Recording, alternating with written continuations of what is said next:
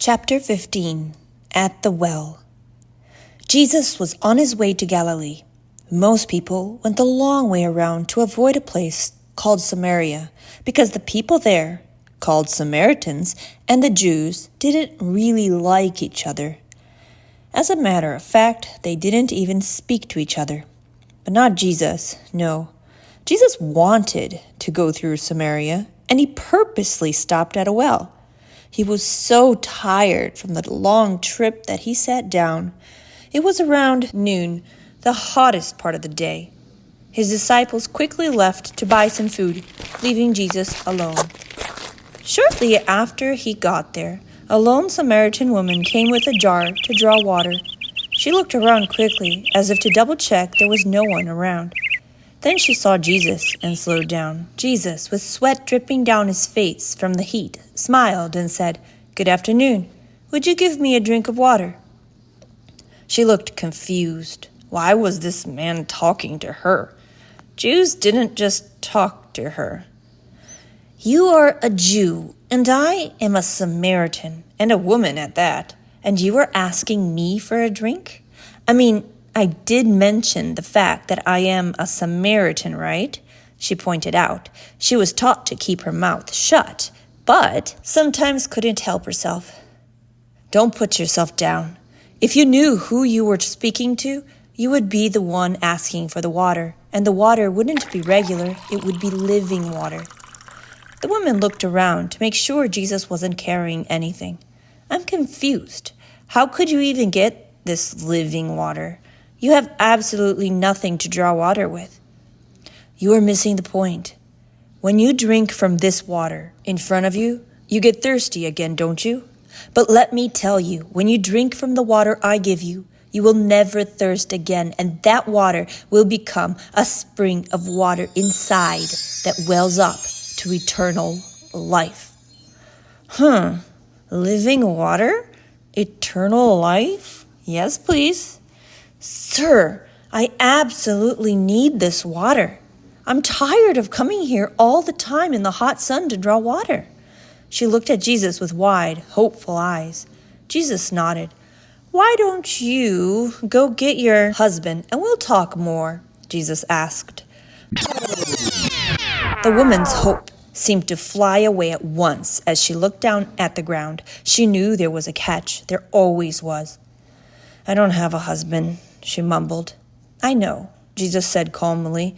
"I know you don't. You actually have had 5 husbands, and you are now living with a man who is not really your husband at all." She gasped. "How could he know this?" "You're a prophet. You have to be. You know, there's been a conflict as to where we are to worship. My ancestors always said it has to be on the mountains, but you Jews say it has to be in Jerusalem," she rambled. "Don't worry about such things," Jesus said. "Those things won't matter in the long run. True worshipers will worship the Father in spirit and in truth. That is what matters in the long run. That is what the Father really wants." The woman sighed. "Well, there is something I know for a fact. The Messiah called the Christ is coming soon. When he comes, I'm sure he'll explain everything to us." "I am he," Jesus said. She looked at him with her mouth open, then forgetting her jar, ran back to town to tell people what had happened. People from the town started making their way toward Jesus to see what this was all about. They pleaded with Jesus to stay with them, so he stayed for 2 days. Many Samaritans believed because of the woman's testimony. Many more believed because of Jesus' words. Questions. At what place did Jesus stop? What time of day was it? What did Jesus offer the woman? How many husbands had the woman had? How many days did Jesus stay in Samaria? Chapter 16. The Sick Boy. Jesus went to Galilee and visited Cana, the same place where he had turned water into wine. While he was there, an important man came up to him. This man was a royal official. He had a son who was sick in a place called Capernaum, He was desperate. He didn't know what to do. His son had a high fever and was very close to death. He heard of Jesus and traveled a long way in the hopes of a miracle. Seeing Jesus from far away, he ran to him as fast as he could. "Please, sir, my son needs help. He is close to dying. Please save him. Come before he dies. Come before it's too late," the man asked Jesus. It was around 1 o'clock in the afternoon, and Jesus said, "Go. Your son is no longer sick. He lives." The man uttered a sigh of relief and smiled. A tear trickled down his cheek. He started on the long journey back home. The next day, while he was still on his way home, his servants came running. "Sir," they panted, "your son, he's all right. He's going to live. He no longer has a fever." "When did the fever leave him?" he asked. "Yesterday at 1 o'clock, they answered. He smiled and praised God. Because of this, he and everyone in his house believed and was saved. Questions. Who went to talk to Jesus? What did his son have that needed healing? What time did the boy get healed? Chapter 17. Rejection. Jesus went to visit Nazareth, the town where he had grown up. Also, the town where everyone knew him as Joseph and Mary's boy.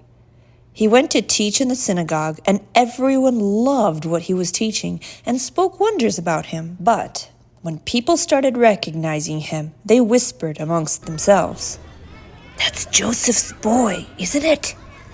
I remember him from when he was just a little boy. He's younger than me. No way did he study to become a teacher. I know his parents." Jesus frowned and said, "It is sad, but no prophet is accepted in the place where he grew up." Questions. Why did people have a hard time? Chapter 18. The Calling. One day, Jesus was by the Sea of Galilee, and a huge crowd of people came to hear him teach. There were so many that it was hard to see over the tops of people's heads, and it was a bit hard to move around. In the distance, he saw 2 boats with some fishermen cleaning their nets. One of those boats belonged to 2 brothers, Peter and Andy. They looked tired and ready to go home. They had just spent a long time fishing and hadn't caught a single fish. Jesus got into their boat. "This is him," Andy said, "the one I told you about, the Messiah." Jesus asked, "Would you mind pushing me out a bit so I can see everyone?" So they did this, and Jesus sat down and started teaching everyone. When he was done, he looked over at Peter, who looked absolutely exhausted, and said, "Throw your nets into the water." "Master," Peter said, shaking his head, "we have worked all night long. There are absolutely no fish in this area. But since you say so, I will do it."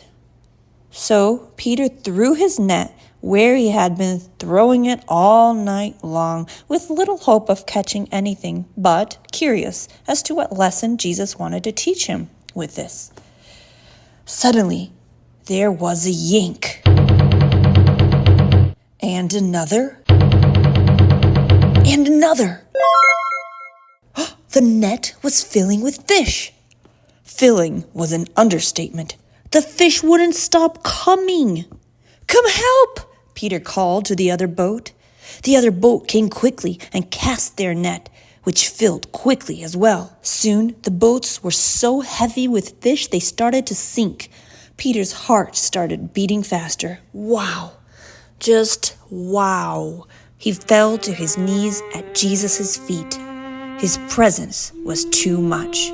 "Lord," he cried through tears, "go away. This is too much.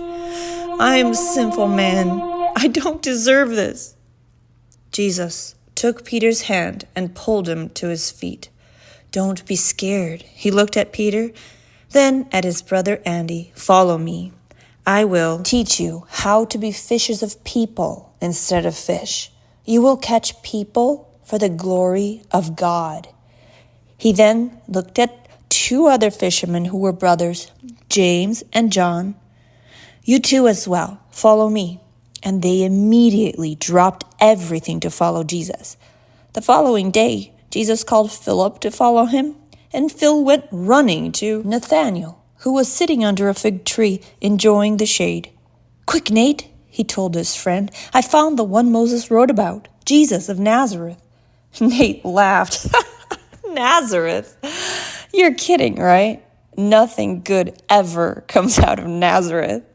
Phil shook his head. "You have to come and see."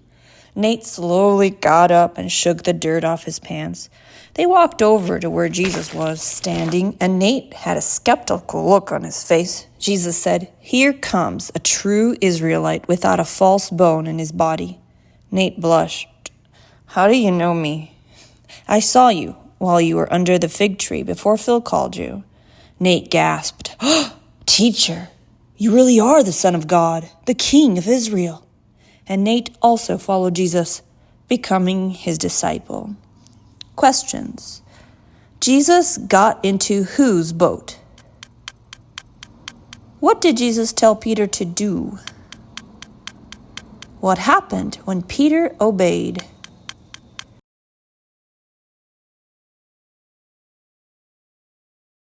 Chapter 19. Friend of Sinners.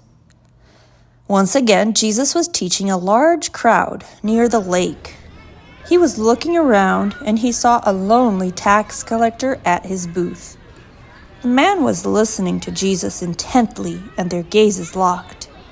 When Jesus was done teaching, he went over to the man, whose name was Matthew. "Follow me," Jesus said. Immediately, Matt jumped out of the booth to follow Jesus. Jesus chose him. That was exciting, and he threw a party for Jesus at his house. Many of his tax collector friends were there as well. Tax collectors didn't have the best reputation. They were known for stealing and not being the best people around. The Pharisees thought they were better than tax collectors, way better. They went up to Jesus' disciples and whispered, "What in the world? Why would the teacher eat with all these lowly, sinful people?" They had a disgusted look on their faces. Jesus, knowing what they were saying, came over and said, "When you are at the hospital, do you find healthy people or sick people there? It's the same here. There would be no point in teaching the people who are already perfect. It is the sick who need a doctor, not the healthy. In the same way, it is the sinners who need God, not the perfect, if there were such a thing."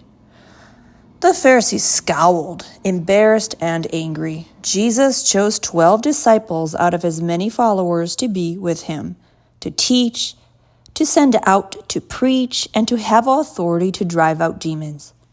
Peter, James, John, Andy, Phil, Nate, Matt, Tom, James, Thad, Simon, and Judas Iscariot, the traitor. To be continued. Questions. What was the tax collector's name? Who thought they were better than tax collectors? How many disciples did Jesus choose?